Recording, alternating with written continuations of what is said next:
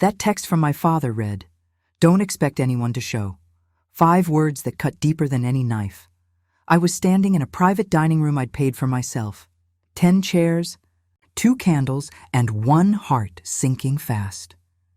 My name is Chelsea King, and I had just turned 38 in Jackson, Mississippi. I'd spent weeks planning this birthday dinner, every detail perfect, every seat waiting for someone who would never come. Then I opened social media. There they were, my parents, my brother, my aunt, all smiling in Miami, cocktails in hand. Sunglasses on, the caption said, "Finally together." They hadn't just skipped my birthday. They deleted me from the family picture. I stared at the screen, my hands trembling. The silence of the room felt heavier than the truth I was staring at. Then I did what they never expected. I logged into every account tied to their rental properties and froze them solid.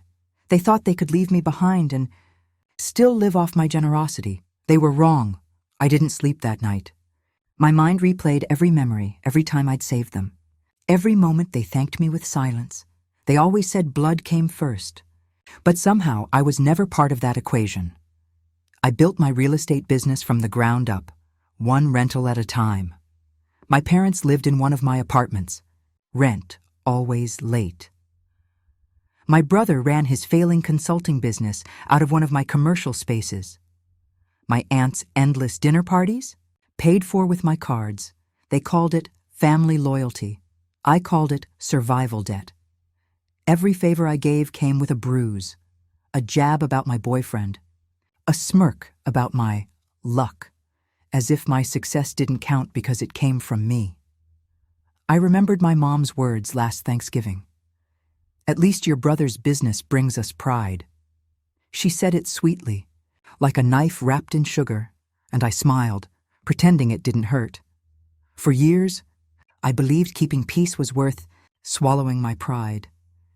But that message, that photo from Miami, burned away every excuse I'd ever made for them.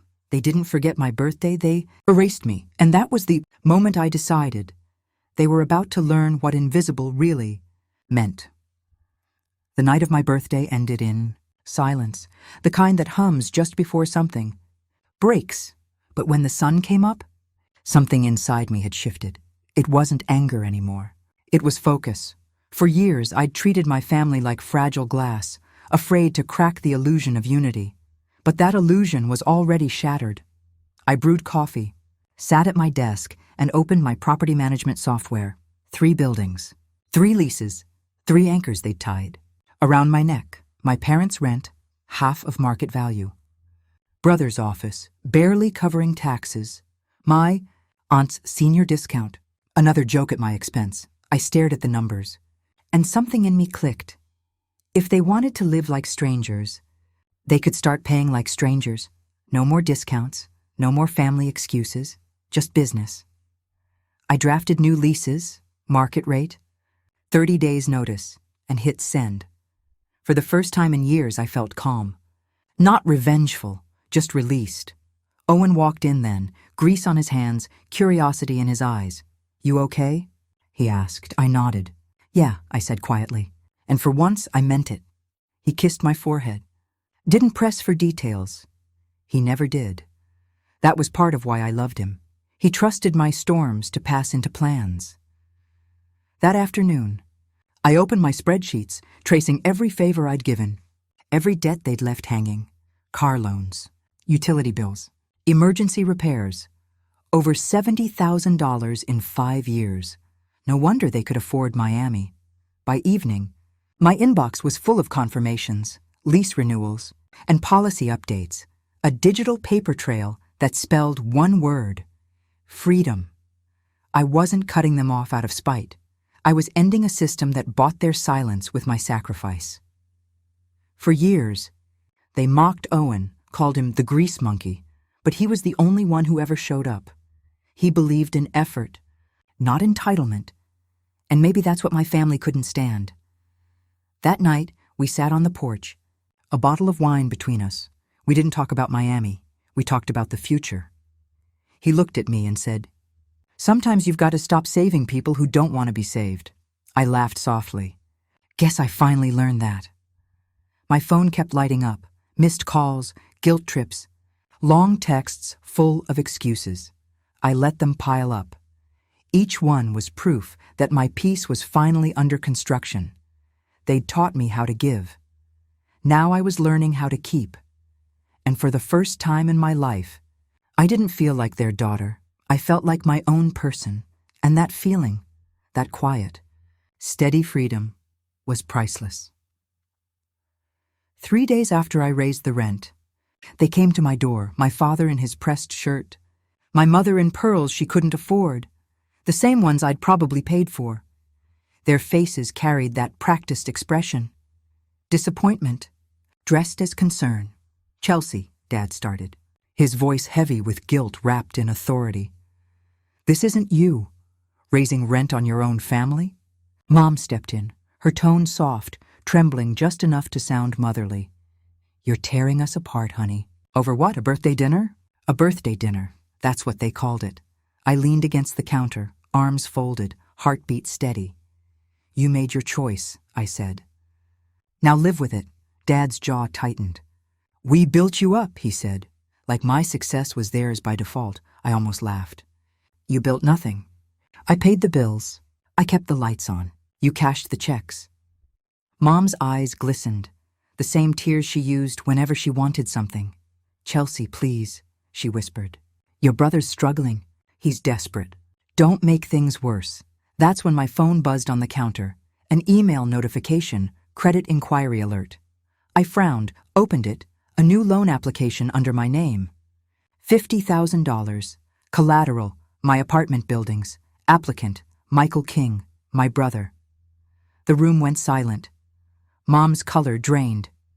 Dad looked anywhere but at me. "You knew," I said quietly. Dad's voice cracked. "He just needs help." "He didn't mean any harm," I laughed, cold and sharp. "No harm?" "He tried to steal my life." I picked up my phone, dialed my bank right there, reported the fraud.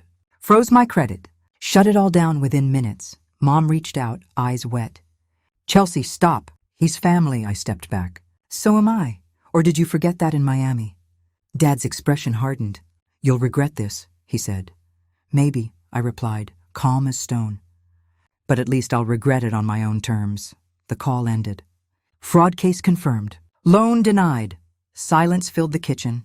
The kind that doesn't beg for forgiveness. It ends the story. I looked at them one last time. "You taught me loyalty," I said, "but never accountability. That ends today."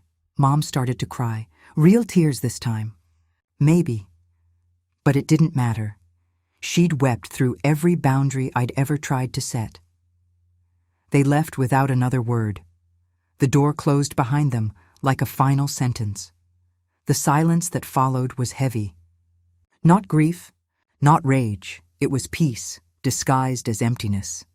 For years, they'd mistaken my kindness for weakness. Now I finally understood. Silence isn't surrender.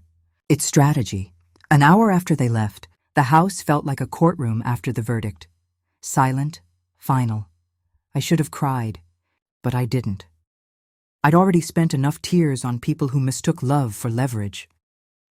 Owen came home later, hands still stained with oil, eyes full of quiet concern. I told him everything. The loan, the confrontation, the look on my parents' faces. He didn't interrupt once. He just listened. When I finished, he said softly, "They pushed too far. Now they know who they're dealing with." And he was right. They thought I was their family bank, but I wasn't the vault they could break into. I was the vault, and I had just changed the locks. 2 days later, a message popped up on my phone. It was from Nathan, an old friend and realtor who'd helped me close my first deal years ago. "Need to talk." "It's about your brother." I called him immediately. His voice was uneasy. "Chelsea," he said, "your brother's been pitching your buildings to investors, claiming he has power of attorney." For a moment, I couldn't breathe. "He's saying you're unstable," Nathan continued, "that he's stepping in to protect the family assets. It wasn't desperation anymore. It was theft.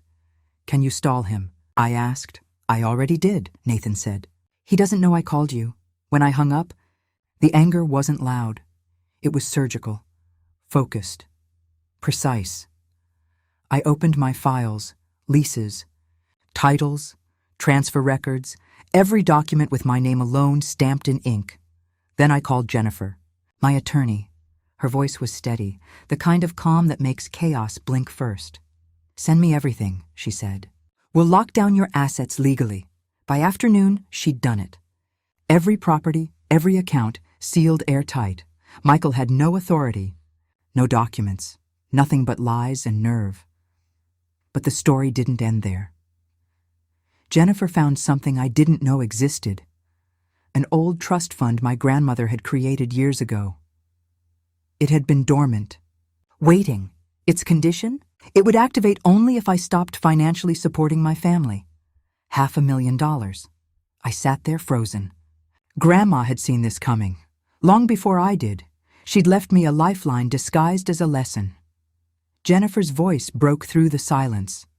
"It's yours now, Chelsea. If you stay independent, the trust unlocks immediately." I laughed then, not out of spite, but out of relief. They'd tried to drain me dry, and instead, they'd triggered my freedom. That night, I stood by the window, the city lights flickering across the glass like quiet applause, each one a tiny reminder. I'd survived their chaos and come out stronger.